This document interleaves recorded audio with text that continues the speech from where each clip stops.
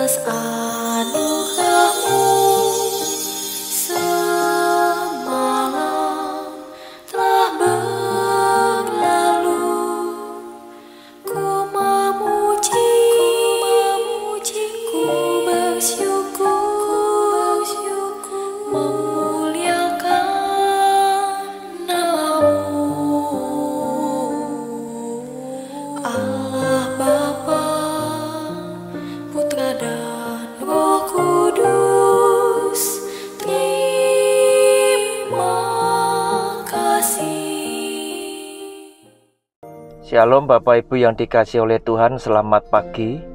Berjumpa kembali dengan renungan pagi terang hidup yang Bapak Ibu bisa ikuti setiap hari mulai pukul 6 pagi. Luangkan waktu Bapak Ibu sekalian, maksimal 10 menit saja.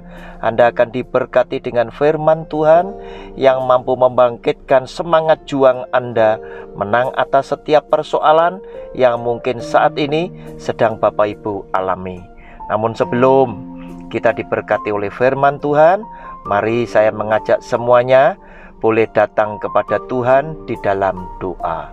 Bapa yang Maha Kasih, Yesus Tuhan kami, bersyukur berterima kasih oleh karena kebaikan Tuhan sudah memberkati setiap keluarga kami dengan berkat yang terbaik, sehingga membuat semua keluarga kami berkesimpulan bahwa Engkaulah Tuhan Sang Pencipta kami. Engkau juga adalah Tuhan Sang Juru Selamat dan penebus dosa-dosa keluarga kami, yang dengan segala kasih setiamu Tuhan berkenan memeliharakan keluarga kami demi hari. Engkau juga adalah Allah Sang Penyembuh keluarga kami tatkala kami sakit, dan Engkau juga yang telah memulihkan kekuatan kesehatan keluarga kami ketika kami lemah. Engkau juga adalah Tuhan yang selalu hadir sebagai penolong keluarga kami ketika kami harus menghadapi persoalan hidup yang menekan. Engkau juga adalah Tuhan Sang Pelindung keluarga kami yang telah membela kami, melepaskan seluruh keluarga kami dari semua yang jahat. Pagi yang indah, kami rindukan akan suara-Mu ya Tuhan. Bersabdalah Tuhan, kami telah siap mendengar sabda firman Tuhan. Di dalam nama Tuhan Yesus kami percaya dan sudah berdoa. Amin. Bapak Ibu, pagi yang indah, tema kita adalah hikmat Salomo yang terkenal. Nah, saya mengajak Bapak Ibu membaca firman Tuhan dari 1 Raja-Raja pasal yang ketiga ayat 24 sampai dengan ke-28. Demikian bunyi firman-Nya. Sesudah itu raja berkata, "Ambilkan aku pedang." Lalu dibawalah pedang ke depan raja. Kata raja, "Penggalah anak yang hidup itu menjadi 2, dan berikanlah setengah kepada yang satu dan yang setengah lagi kepada yang lain." Maka kata perempuan yang empunya anak yang hidup itu kepada raja, sebab timbullah belas kasihannya terhadap anaknya itu, katanya, "Ya tuanku, berikanlah kepadanya bayi yang hidup itu, jangan sekali-kali membunuh dia." Tetapi yang lain itu berkata, "Supaya jangan untukku ataupun untukmu, penggalah." Tetapi raja menjawab, katanya, "Berikanlah kepadanya bayi yang hidup itu, jangan sekali-kali membunuh dia. Dia itulah ibunya." Ketika seluruh orang Israel mendengar keputusan hukum yang diberikan raja, maka takutlah mereka kepada raja, sebab mereka melihat bahwa hikmat daripada Allah ada dalam hatinya untuk melakukan keadilan. Bapak Ibu, untuk inilah Salomo meminta hikmat yang daripada Allah dan pengertian. Hati yang penuh dengan pengertian dimaksud oleh Salomo. Pastilah sebagai seorang raja, dia harus menghakimi, dia harus mengambil keputusan untuk semua rakyatnya yang sedang menghadapi persoalan. Oleh karena itu, dia memerlukan hikmat dari Tuhan, hati yang penuh dengan pengertian, agar supaya dia bisa menjalankan pemerintahannya dengan baik untuk kemuliaan nama Tuhan. Tuhan memberkati hati yang penuh hikmat, hati yang penuh pengertian kepada Salomo. Dan Tuhan berfirman, sebelum engkau tidak ada raja seperti engkau, dan sesudah engkau tidak akan bangkit raja seperti engkau. Artinya Salomo menjadi satu-satunya raja dengan hikmat Allah yang luar biasa. Nah saudara, tentunya harus ada buktinya. Suatu hari datang 2 orang perempuan yang mengadu kepada Raja Salomo. Perempuan itu sedang berebut bayi yang hidup. Mereka berkata, mereka klaim bahwa bayi yang hidup ini adalah bayi mereka berdua. Yang satu berkata, ini bayiku. Yang satu juga berkata, ini bayiku. Sebab bayi daripada salah seorang ibu ini telah mati. Nah Bapak Ibu, bagaimana cara Salomo dengan hikmat Tuhan untuk memutuskan persoalan tersebut? Pada zaman dulu jelas belum ada tes DNA, sehingga dibutuhkan pertolongan dari Tuhan, yaitu hikmat daripada Allah. Puji Tuhan, Salomo adalah raja yang diberkati dengan hikmat tersebut karena dia meminta. Dia tahu itu yang terpenting di dalam hidupnya sebagai seorang raja. Dia berkata di dalam 1 Raja-Raja pasal 3 ayat 24 dan sampai dengan 28 yang baru saja kita baca, dia minta, mana ambilkan pedang bagiku. Maka diambilkanlah pedang.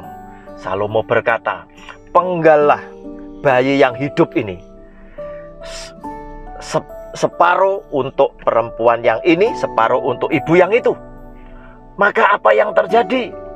Ibu yang memiliki bayi yang hidup itu timbul belas kasihan kepada bayinya. Dan dia berkata kepada Raja Salomo, Raja, jangan sekali-kali bayi ini dibunuh, dibelah menjadi 2. Biarlah bayi ini tetap hidup, berikanlah saja bayi ini kepada ibu yang itu.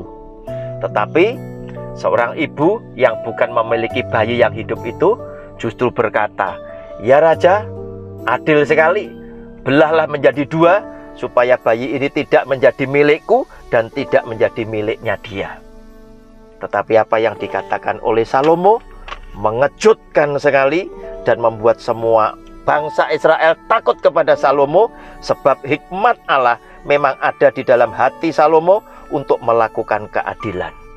Salomo menjawab, berikanlah kepadanya bayi yang hidup itu, jangan sekali-kali membunuh dia. Dia itulah ibunya. Artinya Salomo akhirnya mengambil kesimpulan, ibu yang masih menghendaki bayinya hidup, bayinya tidak dibelah, itulah sesungguhnya ibu daripada bayi yang hidup ini. Sebab seorang ibu pasti mengasihi anak yang dia lahirkan.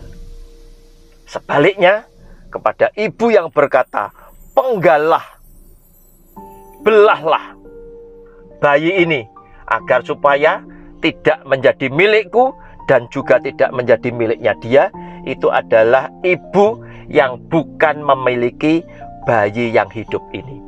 Bapak Ibu, itulah hikmat Salomo yang luar biasa yang telah diberikan oleh Tuhan kepada Salomo. Sehingga dengan demikian umat Israel semuanya takut kepada Salomo, sebab Salomo memiliki hikmat untuk melakukan keadilan yang diberikan oleh Tuhan. Bapak Ibu, kita mungkin perlu mengetahui yang dimaksud dengan hikmat itu apa. Catat Ayub pasal 28 ayatnya yang ke-28 berkata demikian. Tetapi kepada manusia ia berfirman, sesungguhnya takut akan Tuhan itulah hikmat, dan menjauhi kejahatan itulah akal budi.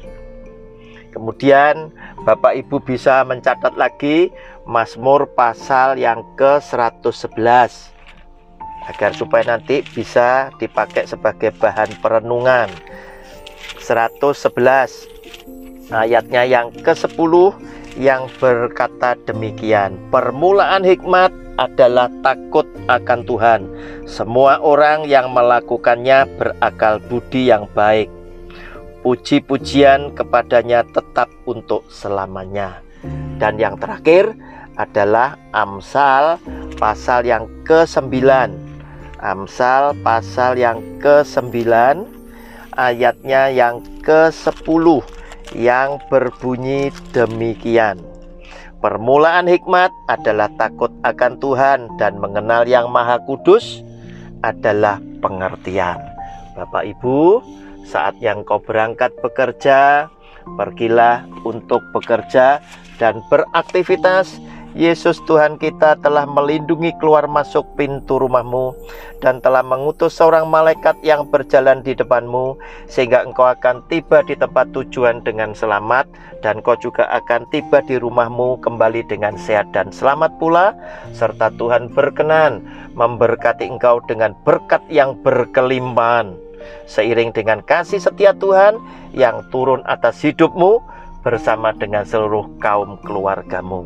Di dalam nama Tuhan Yesus kami percaya. Amin. Terima kasih Yesusku buat anugerah yang kau beri, sebab hari ini, amin, Tuhan